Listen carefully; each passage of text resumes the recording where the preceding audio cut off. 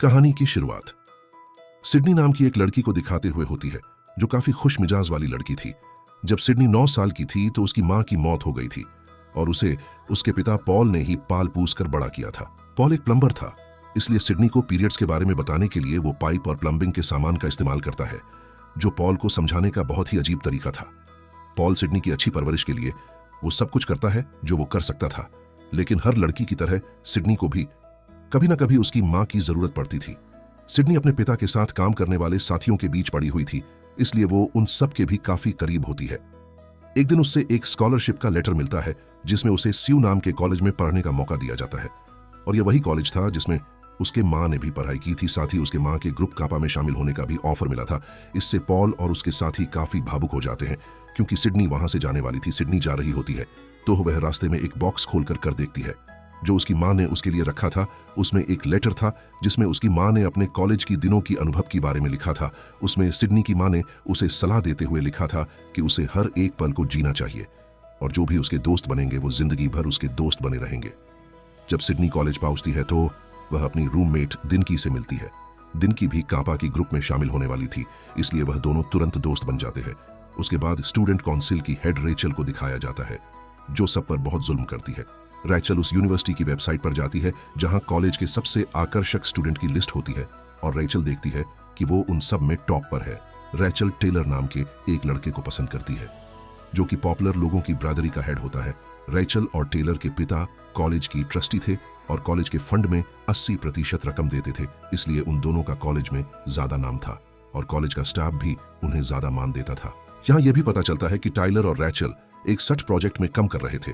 वह दोनों अमीर स्टूडेंट्स के लिए एक बिल्डिंग बनाने का प्लान कर रहे थे, और इसलिए वॉर्टेक्स नाम के एक पुराने बिल्डिंग को गिराने चाहते थे। वॉर्टेक्स कुछ कॉलेज स्टूडेंट्स का था जिन्हें बेवकूफ समझा जाता है, और इसलिए उन्हें डॉक कहा जाता है। इसके बाद सिडनी और डिंकी कैंपस में जा रहे होते हैं, जहां काफी भीड़ होती है। इस बीच टाइलर के दोस्त नए स्टूडेंट को देख रहे होते हैं।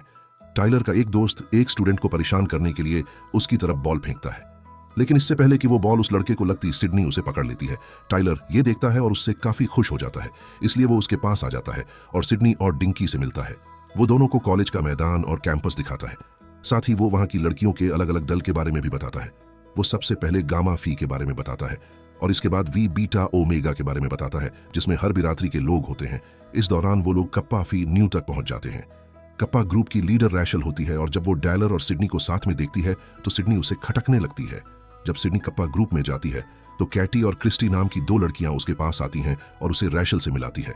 रैशल सिडनी को देखकर कहती है कि वो कप्पा ग्रुप में शामिल होने के लायक नहीं है, और उसे इस बात से भी फर्क नहीं पड़ता कि उसे यहां शामिल होने का मौका मिला है। सिडनी का बिंदास वर्ताव देखकर कैटी और क्रिस्टी को भी यही लगता है कि उसे कप्पा में नहीं होना चाहिए। कप्पा में शामिल होने के लिए सारी लड़कियों को कुछ टास्क दिया जाने वाला था, और क्योंकि सिडनी को वहां कोई पसंद नहीं करता था, इसलिए उसे सारे टास्क अकेले ही पूरे करने होते हैं। यहां सिडनी को पता चलता है कि टाइलर जल्द ही वहां का मुकदमेबाज बनने वाला है और रैशेल सीनेट की सदस्य बनने वाली है, लेकिन इससे सिडनी को कोई फर्क नहीं पड़ता है। इसके बाद आधी रात को रैशेल अपनी ग्रुप के साथ नए स्टूडेंट्स के कमरे में जाती है और सारी लड़कियों को उठाकर उन्हें उनका पहला टास्क देती है, जिसमें वो कहती है कि उन लोगों को इसी वक्त किसी लड़के को डेट के लिए पूछना होगा। वो लड़कियों को मेकअप करने, ब्रश करने और अपने बाल ठीक करने से भी मना कर देती है, और कहती है कि उन्हें अपने डेट के साथ 15 मिनट के अंदर स्टेट स्ट्रीट डिनर पर आकर उससे मिलना होगा। अब इससे सिडनी काफी उलझन में होती है और किसी लड़के को ढूंढने लगती है। बहुत ढूंढने के बाद उसे लेनी नाम का एक लड़का मिलता है, जो किताबी कीड़ा होता है। वो उसे उसके साथ डेट पर जाने के लिए पूछती है, और इससे पहले कि लेनी जवाब देता, वो उसे तुरंत लेकर रैशल के बताए हुए पते पर टाइम से पहले पहुंच जाती है। इसके बाद रैशल उसे दूसरा टास्क देती हुए कहती है कि उसे लेनी को छोड़ना होगा। सिडनी कहती है कि वो ऐसा नहीं करेगी, क्योंकि लेनी एक अच्छा लड़का है। रैशल उसे लेनी और कप्पा ग्रुप के बीच किसी एक को चुनने के लिए कहती है, इसलिए सिडनी को उसकी बात माननी पड़ती है। इस बीच लेनी बाथरूम जाता है, और जब वो वापस आता है तो वहां पर कोई और नहीं होता है। यहां उसके साथ और भी बुरा होता है, क्योंकि उसे ही सारा बिल चुकाना पड़ता है। सिडनी की परवरिश कुछ ऐसे हुई थी जिससे वो सारे टेस्ट को बाकी लड़कियों से ज्यादा अच्छे से पूरा करती है, और इस बीच वो अनजाने में ही बाकी लड़कियों को प्रेरणा दे रही होती है कि वो रशिल की गलत बातों से कैसे दूर रह सकते हैं। इससे रेचल को बहुत गुस्सा आता है, लेकिन वह इस बारे में कुछ कर भी नहीं पाती। इधर सिडनी टाइलर की काफी करीब जा रही होती है, और टाइलर को भी वह अच्छी लगने लगती है।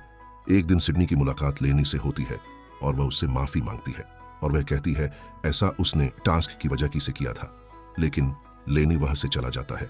इसके बाद रशील सारी लड़कियों को इकट्ठा करके ये कहती है कि अब टेस्ट वाला राउंड खत्म होने वाला है और बहुत जल्द वो सब कप्पा सिस्टर्स बनने वाली हैं।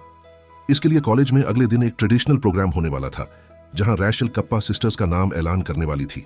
यहां रैशल एक विजेता को चुनती है जिसे आने वाले प्रोग्राम के लिए ड्रेस मिलने वाली है, लेकिन जब रेचल देखती है सिडनी विजेता है तो उससे अच्छा नहीं लगता।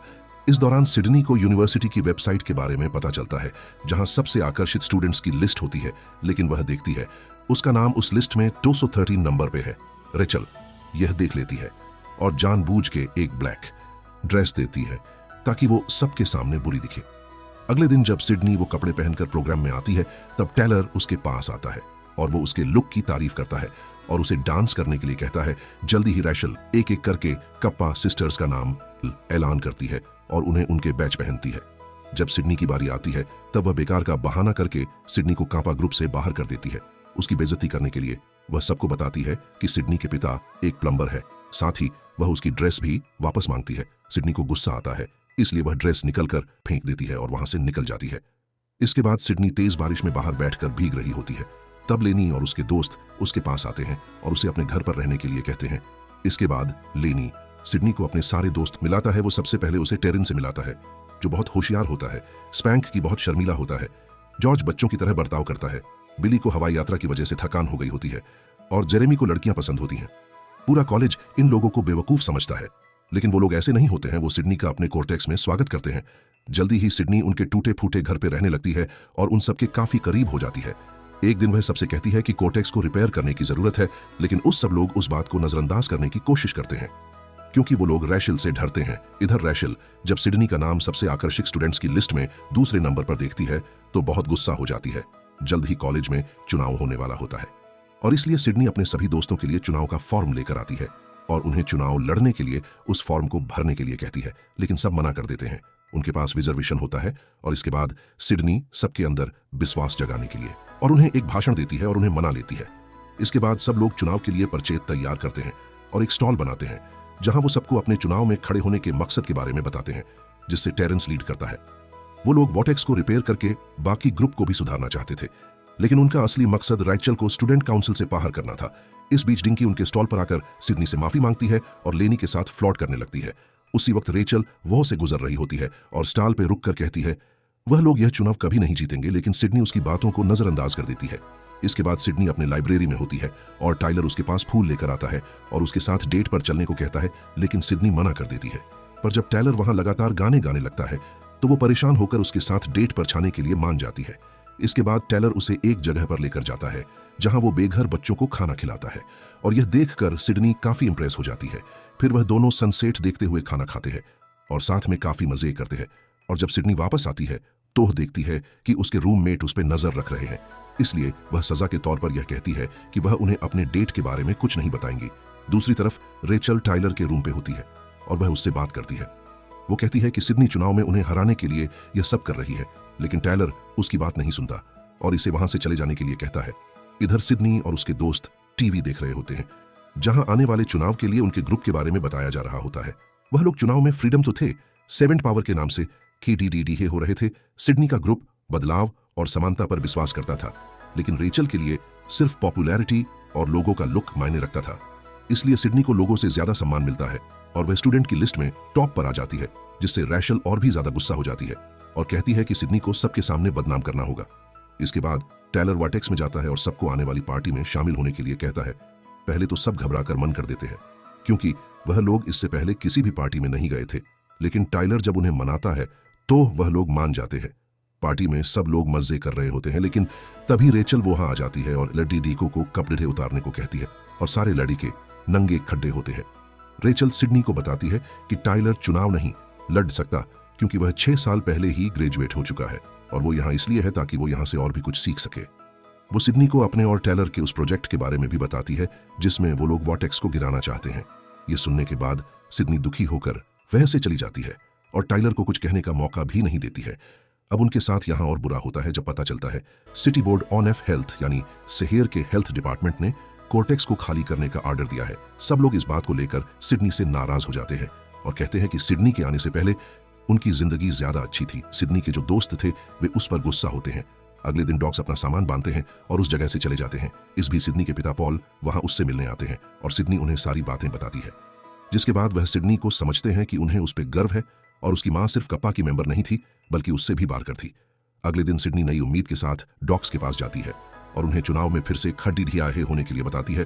पहले तो सब लोग यह सब करने से पीछे हट जाते हैं, लेकिन जब सिडनी कहती है कि उससे रेशल के जुल्म को खत्म करने के लिए लड़ना होगा तो वो लोग मोटिवेट हो जाते हैं। वो लोग चुनाव की तैयारी करते हैं और सिडनी नई प्रेसिडेंट बनने के लिए चुनाव लड़ने का फैसला करती है। अब वो लोग चुनाव के लिए इंटरनेट के जरिए अपनी टीम का प्रचार करते हैं, जिससे रेचल का कॉन्फिडेंस कम हो जाता है। चुनाव के एक दिन पहले रेचल एक हैकर को सिडनी का डाटा हैक करने को कहती है। जब सिडनी को इस बात का पता चलता है तो वह पहले घबरा जाती है, लेकिन वह हार नहीं मानती और रात भर लाइब्रेरी में बैठकर वापस से सारा काम करती है। अगले दिन चुनाव का दिन होता, पर थकान की वजह से सिडनी लाइब्रेरी में सो जाती है। जल्दी प्रेसिडेंट के लिए चुनाव शुरू हो जाता है, लेकिन डॉक्स को सिडनी कहीं नहीं मिलती। कुछ देर बाद टेलर उसे लाइब्रेरी में पाता है और उसे किस करके उठाता है। इससे सिडनी टाइम पर स्टेज पे पहुंच जाती है और यह देखकर हैरान हो जाती है कि कितने सारे स्टूडेंट उसका सपोर्ट कर रहे हैं। वह स्टेज पे भाषण देती है और सब मोटिवेट होते हैं और एक एक करके अपनी मन की बात करते हैं कि उन्हें डॉक्स होने पे गर्व है। सिर्फ सिडनी के दोस्त ही नहीं बल्कि कप्पा सिस्टर्स भी उसका साथ देती हैं और रैशल को स्टूडेंट काउंसिल से बाहर करने के लिए वोट देती है। रैशल ने उसे वादा किया था कि अगर वो लोग उसे वोट देंगे तो वो उन्हें महंगे कपड़े देगी, लेकिन इसके बावजूद वो लोग रैशल का साथ नहीं देते। सिडनी चुनाव जीत जाती है और उसका ग्रुप वोटेक्स को रिपेयर करता है। साथ ही वो लोग वहां के बदलाव से बहुत खुश होते हैं। पॉल और उसके साथी भी उनकी मदद करने के लिए आगे आते हैं। लैनी और डिंकी के साथ टाइलर और सिडनी भी एक दूसरे को डेट करना शुरू कर देते हैं और जॉर्ज को एक खूबसूरत अच्छी लीडर प्रपोज कर देती है। इस बीच टेरेंस वहां अपनी महंगी कार लेकर आता है और बताता है कि उसने अपना नया और आकर्षक आइडिया $10 मिलियन में बेच दिया है और ये जानकर सब लोग हैरान हो जाते हैं। सिडनी की मां ने जैसा कहा था वैसा होता है और अब सिडनी के पास उसके दोस्त होते हैं जिनके साथ वो पूरी जिंदगी बिताती है। दोस्तों, हमारे प्योर स्टूडियो हिंदी चैनल को सब्सक्राइब करना ना भूलें।